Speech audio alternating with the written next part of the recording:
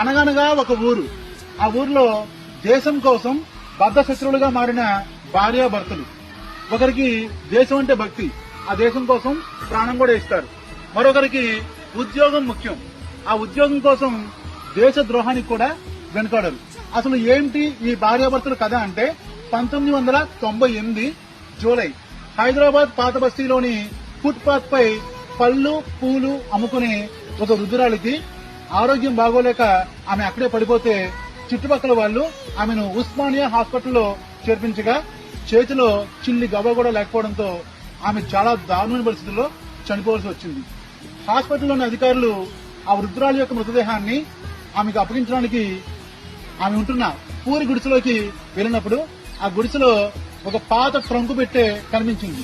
ఆ ట్రంకు పెట్టే తెరిచి అందులో ఉన్న ఆమె ఫొటోస్, కాగితాలు, సర్టిఫికేట్లు చూసిన ఈ అధికారుల వెన్నుల్లో వణుకు పుట్టింది.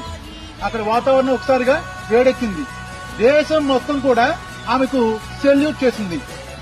ఆమె ఎవరు అంటే స్వయంగా ఆజాద్ హింద్ ఫౌజ్ దళపతి నేతాజీ సుభాష్ చంద్రబోస్ యొక్క రక్షణ బాధ్యతల్ని అప్పగించిన, దేశం కోసం తాను నమ్ముకున్న సిద్ధాంతం కోసం బ్రిటిష్ వారికి అమ్ముడుపోయి దేశానికి ద్రోహం చేయాలనుకున్న తన భర్తను సైతం కత్తితో పొడిచి చంపేసిన ఉత్తరప్రదేశ్ చెందిన మహావీర్ లక్ష్మీదేవుల యొక్క మొదటి సంతానం, మన దేశ మొదటి మహిళా గూఢాచారి, first women spy in India, Neera Arya.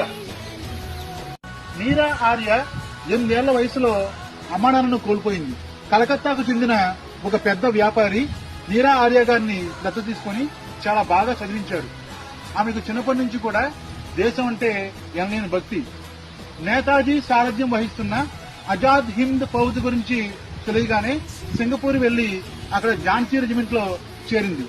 అక్కడ నీరా ఆర్య గారి యొక్క ప్రతిభను చూసి ఆశ్చర్యపోయిన ఆజాద్ హింద్ ఫౌజ్ అధికారులు ఆమెకు స్వయంగా నేతాజీ సుభాష్ చంద్రబోస్ యొక్క రక్షణ చర్యల్ని అప్పగించారు. నీరా ఆర్య గారి తండ్రి శ్రీకాంత్ జయరంజన్ అనే ఒక ఉద్యోగిచ్చి ఆమెను తెలియజేశారు. అయితే ఇతను ఉద్యోగి అని మాత్రమే తెలుసు నీరా ఆర్యకు, కానీ అసలు విషయం తర్వాత తెలిసింది.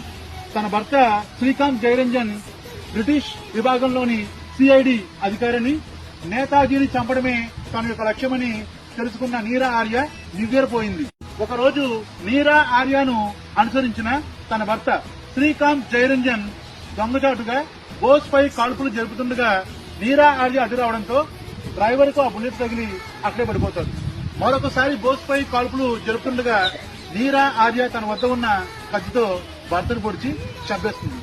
తరువాత ఈ బ్రిటిష్ అధికారులు నీరా ఆర్యను కాలాపాని అండమాన్ జైల్లో పెట్టి నేతాజీ సుభాష్ చంద్రబోస్ ఎక్కడున్నాడో చెప్పమని చాలా చిత్రహింసలు పెట్టేసరికి ఆమె ఆ బాధ భరించలేక నేతాజీ ఎక్కడో లేడు, నా గుండెల్లో ఉన్నాడు అని చెప్పేసరికి కోపోద్రిక్తుడైన ఆ బ్రిటిష్ అధికారి, అయితే నీ గుండెల్ని చీల్చి నేతాజీని బయటికి తీస్తాను అని ఒక తల్లి తన బిడ్డకు పాలిచ్చే రొమ్ముని కోసేశారు.